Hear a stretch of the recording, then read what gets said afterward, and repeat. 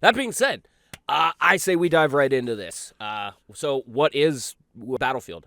It's a combined arms warfare game.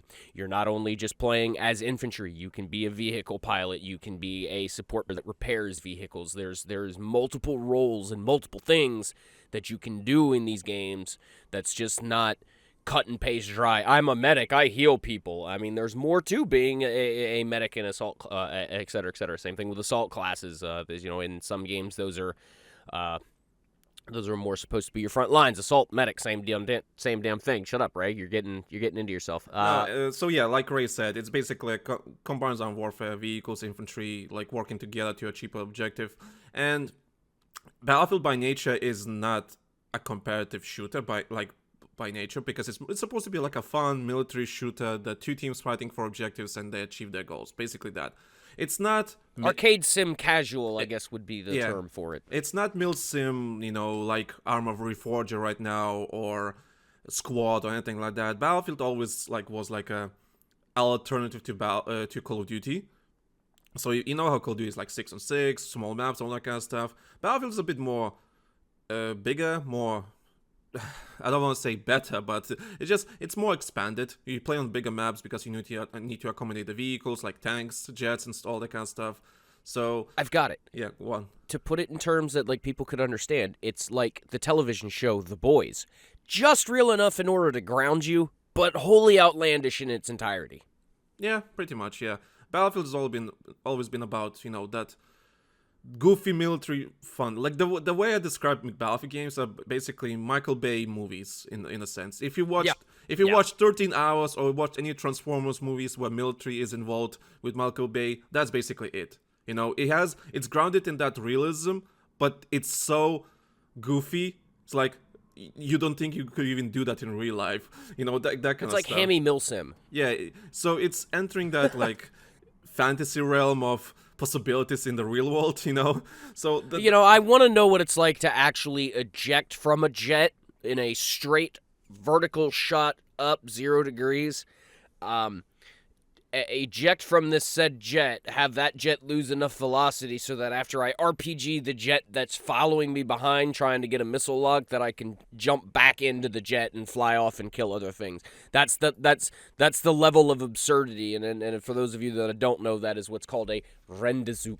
And now there's an achievement for that, which is wild. I mean, have we ever performed that? No, but we have done some actually absurdly outlandish things when it comes to this game.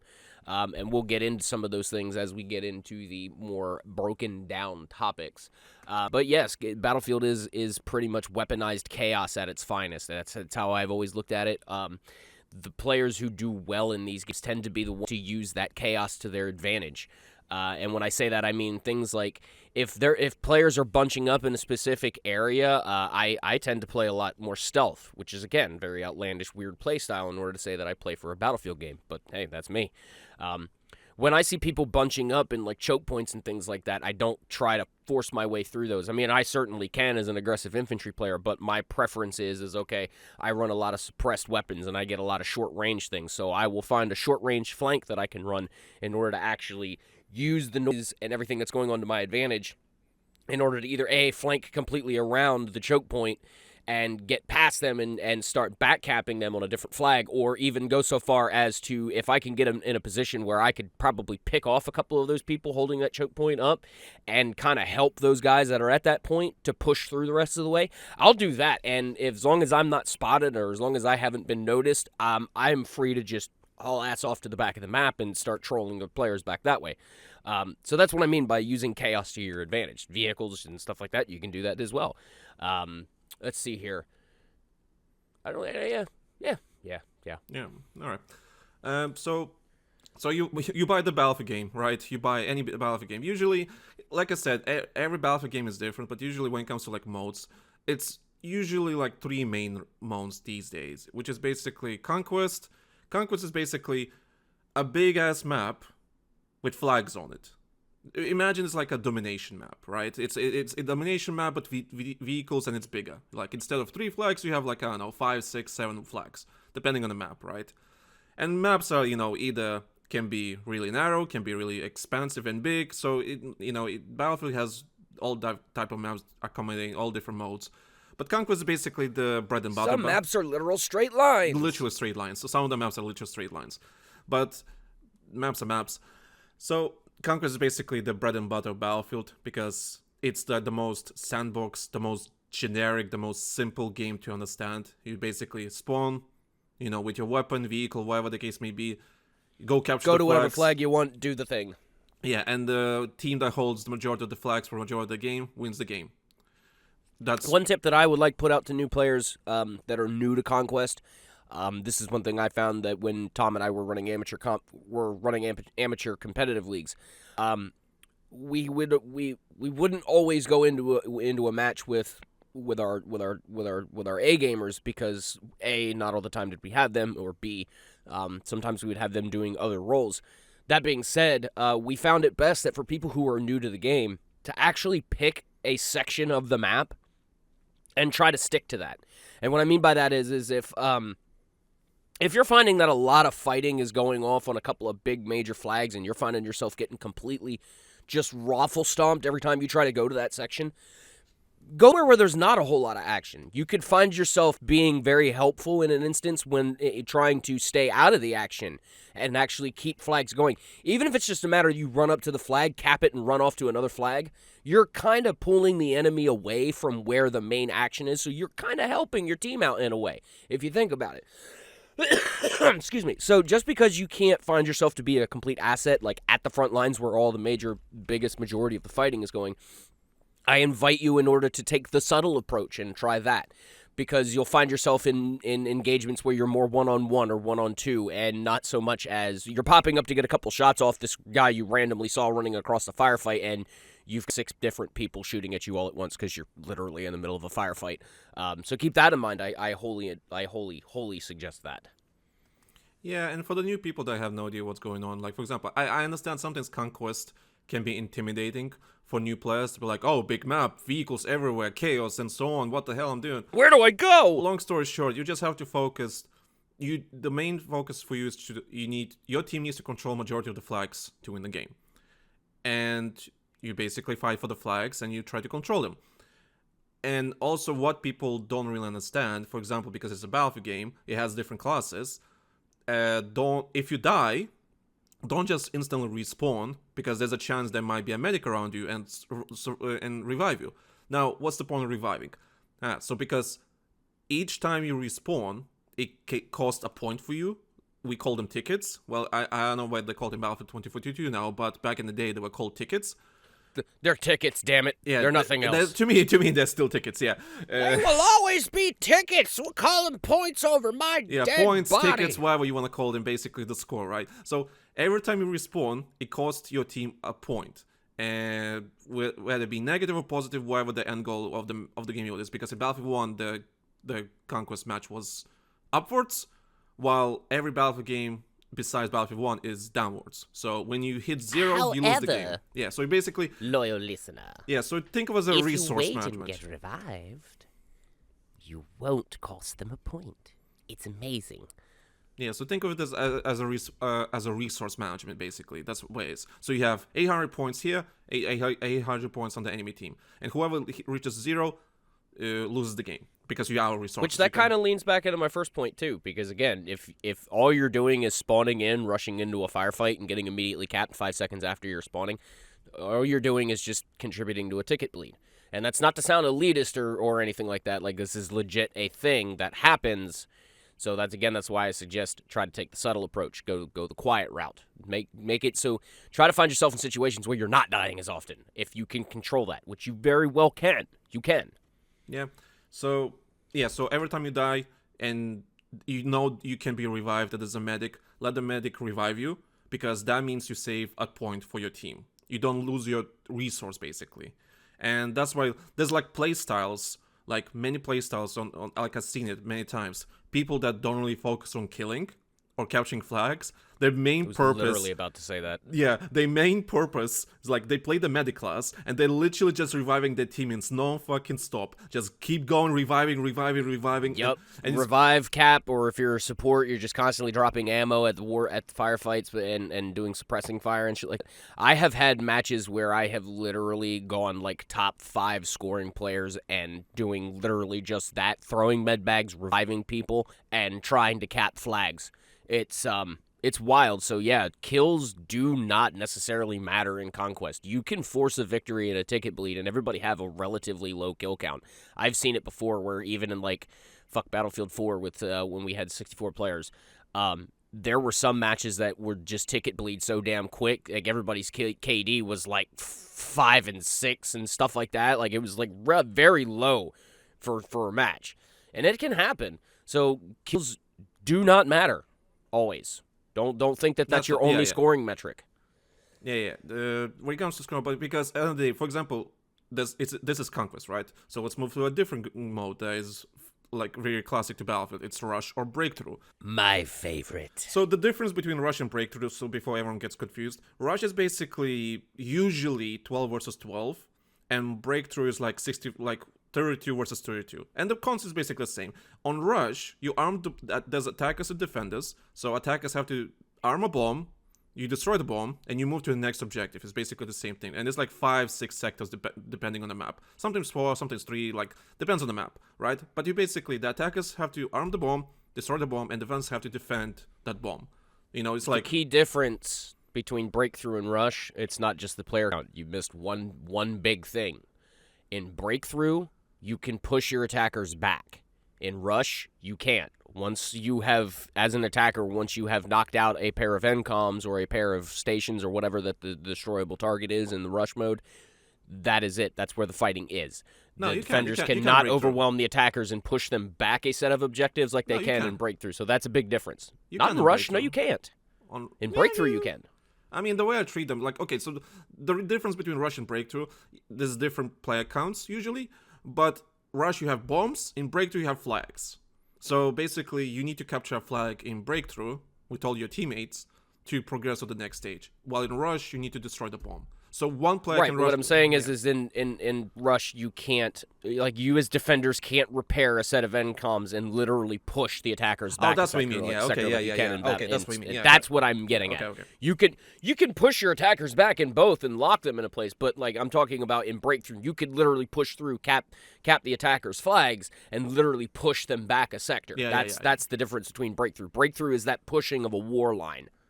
Yeah. Rush, it's not like that. Rush, the war line constantly pushes back, and if the attackers can destroy all the MCOMs, then that's the end of the match. If the defenders can hold everything down until the attackers lose off of ticket bleed, which is another thing that comes really handy, is really key in Rush, is again that resource management, like we talked about in the Conquest section. You really should be seriously waiting around for a medic. Wait the full respawn time. In some cases, with discretion, though, because in some cases it is worthwhile in order to try and quick spawn in real quick and haul ass to an MCOM, but just do it like 20 times and cost your team a shitload of tickets. If you can't do it after 1 or 2 times, just stop trying. That's where the resource management part comes in. Rush is personally my favorite because I feel it's very I personally prefer objective based.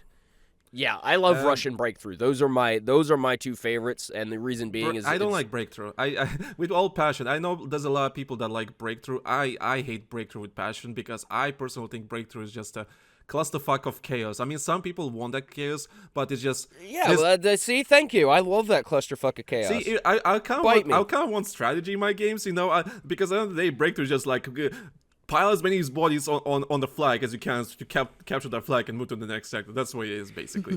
Which I'm not a fan of, personally. But I am when there's air support. Going back on the... This makes my job as a pilot we'll get to stuff like that. Yeah. Going back on the resource management thing. So going back to the revive, for example. The reviving is extremely important in these modes because you have a limited time with tickets or points, whatever you want to call it, much limited than Conquest. Because Conquest is more open sandbox, like, it's you can do whatever you want. Well, Rush and Breakthrough is more, what's the word I'm looking for? Streamlined. It's more streamlined. Like, you have rush, like you have you have 75 tickets, 75 times you can revive. All your teammates can revive. If you have 0, you can't push and you lose the game. So reviving is important, but resupplying is also equivocally That too. important in these game modes because you don't have the luxury of being able to instantly respawn with more ammo. That's the other kicker. So it's Russian Breakthrough are a lot more team focused as far as the mechanics go. Like they almost have to work. And even with recons, the recons have rules in that too because like Battlefield, for instance, Pokeballs and a suppressed carbine, bro, good times. Just throw them at the throw them where the fighting and let the minimap light up for your teammates. It helps immensely. Keep in mind they have no idea what Pokeballs is. So I know. Anyway, we'll talk about that. So yeah, but as we're gonna go to the classes thing, don't just go for the revive. If you're playing medic or assault, whatever, the class that can revive, don't push just for the revives, just for the sake of it, because if your teammate died, that means he already was shot by someone. And we don't know by how many players he got shot. Sure, better players will predict and understand and read the map and see. They will know how many players shot that teammate, and they will decide if they're gonna go for the revive or not. But just don't go just like in the open field and just go for the revive for the sake of it, because you're just gonna get shot too. And both of you are just lose tickets and you achieve nothing.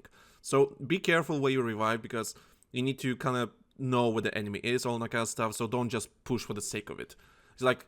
But that should be in your base knowledge of FPS playing, because you should be clearing your areas as you're moving through them. True, yeah. Yeah, true. So if you're clearing your areas properly, then that shouldn't be too much of a problem. That is why there is a respawn timer. It doesn't just instantaneously happen. You've got, it doesn't feel like it, but you actually do have enough time. In most cases, if you're right there when the player goes down, you have more than enough time in order to try and clear the area and assess whether you alone should run in there and try and get that revive. If you got support around you and they're able to put suppressive fire down, then maybe give it a go. If you're completely by yourself, then you might want to just let that burn down. Maybe try and slip out and look like you're trying to go for it, see if you can draw the other people out. But again, this is all FPS 101 type stuff. You've got to assess your situations as it goes when it comes to stuff like that. Same thing when it comes to repairing vehicles. If you just saw a tank take 3 RPGs to one side, it's very ill-advised for you to rush to that side of the tank and throw out your repair torch. It's probably best for you to go on the opposite side or the back of it, because in the older games, I'm pretty sure you can still do it. You can break out your repair tool and have the driver start backing up, and they will just push you back with them while you're repairing them. It still happens in Battlefield 2042. Cool. Yes. Don't get rid of that, Dice. Don't ever get rid of that. Yeah, I hope they're not going to get rid of it. So, we might as well talk about classes. So, before we're going to move to that. Battlefield usually has 3 main modes, which is Conquest, Rush, and Breakthrough, and they offer different type of gameplay experiences. There's other game modes, like my favorite, for example, is Obliteration. There's like each team has 3... Chase the bomb! Yeah, each team has 3 bomb sites, and there's 1 bomb that spawns in the middle of the map all the time, and both teams have to fight for 1 that bomb. Grab the bomb, try to arm it. It's like... I don't know what to call it. What's the best example? Those who play the finals will be very familiar with these mechanics, because you're stuck holding something while everybody else has to defend your ass. Yeah. That's one thing I don't like about that. I really... Look, I understand the concept of being the sole player carrying the thing, and the thing can't be put on their backpack for whatever dumb reason. But if I can't at least hold a pistol while I'm carrying something, I'm not going to be inclined to carry it unless I fucking have to. I'm just putting that out there. Yeah, thankfully... that's the one thing I hate about Obliteration in the finals. In the finals. Thankfully, it was now a thing in Battlefield. It's just whoever just grab the bomb and just play as normally. Just go to the objective and plant it. Right, I want to be able to throw that thing on my back and at least be able to use like not being able to use heavy weapons like if I'm carrying a rocket launcher or something like that. I can understand being cut off that, but for the love of God, what is wrong with me being able to like unsling my rifle and use it while I'm carrying a thing? Yeah, I'm not found that, but whatever. So there's other modes like Chain Link. There's Control, I think it's called. Because Battlefield, for example, Battlefield 2042 introduced a lot of new game modes, for example. Some of them are fun, some of them are just like eh. But anyway, the main modes are basically Conquest, Rush, and Breakthrough, and usually your co-op. If you can play these games, you will play other game modes just fine. And I know some people have their favorites and everything. That's fine. For example, I love Chainlink. It's like a linear conquest. Chainlink is just basic. It's mini conquest for infantry only. I mean, and then there's TDM. So like people who like TDM domination. Yeah, pretty much. People who find that the other tip that I would give people is people who want to be a seriously good infantry player. Those are 2 game modes you probably should be playing in order to get your gunplay, your cornering, and your clearing and everything down. Because I find. I always like when they released Chainlink for Battlefield 4. I hated the maps that it was on, but I loved the concept of it. Oh, I love the maps. Maps were great if you ask me. The verticality was one of the things because like if teammates weren't trying to play the verticality with you, it was a fucking horrible time. That being said, like I've always found those 2 game modes in order to be great for helping to train yourself on how to be a better infantry player. So like if you're finding yourself lacking.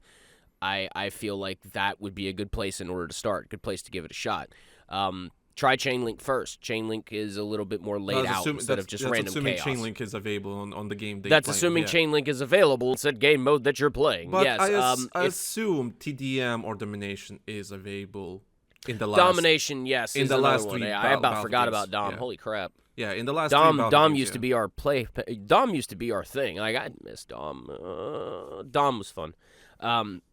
So Domination definitely another because it's basically conquest without the vehicles and tighter spaces. So you learn how to route yourself a lot better in those, and you have to do it more on the fly and a lot quicker. So I recommend those. So I feel we should be getting more into the classes now. Yeah, as we move to the classes, I'm just gonna mention this one thing: why you should play Domination TDM if you're really not good at infantry. I'm just gonna tell my story quickly. So back when I was playing Battlefield 3, like early Battlefield 3 days, I was absolute garbage. I was like negative KD, like we're talking like 0.6 something KD, like absolute garbage player, right? I was garbage. We were all there at one point. I was shit at Conquest. I was shit at Rush. Like I was garbage. It's one of like my most. Was the first Battlefields again? Even though it wasn't first, but that's the most played. And my first, I was absolute garbage, potato. So what I did, I decided to play TDM, and there was no domination on Battlefield 3, but I started playing TDM. And what's different about TDM in Battlefield or Domination, whatever, about those modes? Unlike Call of Duty, so I presume you played Call of Duty. You know how Call of Duty is. You have maps that are designed with purpose. Like 3 lanes, whatever the case may be, fly here, there, and there. Battlefield is... And they're fucking small! Well, yeah, that too. But Battlefield, on the other hand, it doesn't really design maps like that. Like, it has to be like flow and everything. No, usually, because Battlefield always focuses on big game modes, Domination and TDM are literally like an afterthought. So they just picked a random spot on the map, any random spot that could be somewhat playable for a TDM Fence or it off, and there you go. Yeah, and it's basically perfect mode to learn infantry combat because there's usually no flow whatsoever, and that's how usually nothing changes. Yeah, and usually that's how Battlefield games are like to new players. Like, yeah, when you know how the game works, you start to see all the flows and everything in your head. You know what the players will be, you know the choke points and everything. But when you never played a Battlefield game and you straight go to Conquest, yeah, you'll be confused. You'll die a lot of times. You have no idea what you're doing. But if you play Domination or TDM all the time, majority of the time, just to get used to the controls, to get used to the mechanics and the gunplay and all that kind of stuff, the maps are very random because there's no flow whatsoever. So if you can nail that, if you can actually somewhat understand how the flow works on those, like on that piece of terrain that they picked for TTM, you'll be fine. Like if you can handle that, then you can transition to Conquest and Rush or whatever the case may be, and you will start seeing all the same patterns that you saw in those TDM matches. That's why it's so different from Call of Duty. Call of Duty is like meticulously designed maps with purpose. Yeah, and you can, once you pick up a route or you start routing yourself in COD, it's very easy in order to dominate once you have a route down. Because it's very easy to time yourself on spawns and things like that. Battlefield, you can't really do that because at the very least, your opposing team has the ability to spawn somewhere where you as the player cannot go. So, and I always felt like that was always one big positive between the two, because one thing that always pissed me off the most about COD is people would figure out where the spawns were at on maps, and you could literally run to them. Yeah, as a guy that played competitive Call of Duty, not professional, whatever, but I do play ranked. I do play Call of Duty ranked, and I'm a diamond player, whatever. If anyone cares. Not CDL already, but hey, a diamond player, diamond dad, right? I'm a diamond dad, even though I'm without a child in my life. Doesn't matter. I'm a diamond player. I can hold my own and so on. So yeah, you're right. Call of Duty is basically you need to know where the spawns are. That's basically a skill. So if you can learn this, where the players are spawning, where they're gonna spawn, and so on. If you control this flag, that means they're gonna spawn there. It's a skill thing. In Battlefield, it's not really a thing. It's more random, and that's why it's chaos. It's a bit different skill set. You don't need to predict where they're gonna spawn, but you kind of need to predict from what direction they might come. So and where they're going. Yeah, and that's why I said at the top of it that any player who can harness the chaos and use it to their advantage will, for the most part, dominate in these games. I think that's one of the big points of contention that a lot of people find jarring when they first pick these games up. Is it's that chaotic. You will never, ever, ever play the exact same match the exact same way over and over and over again, with the exception of maybe Locker, because Locker are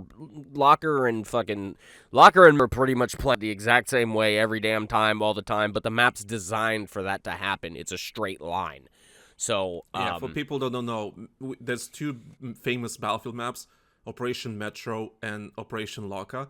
And it's basically, the point of those maps is literally just a straight line. They're meat grinders. That's all they are. Like 3-lane meat grinders, 64 players in 3 corners, have fun.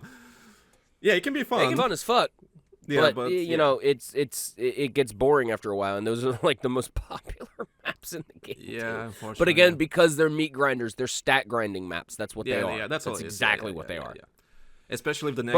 But again, like, you'll never play Firestorm the exact same way. You'll never play any of what was it? The carrier assault maps the same. Those will never play the same. Yeah. So but in COD, you could almost play the exact same map over and over and over and over again the exact same way, and the game will play out pretty much the exact same way for the most part. And that was always the thing that I find different. So that being said, let's get into the meat and potatoes of this. How the hell do we use these classes?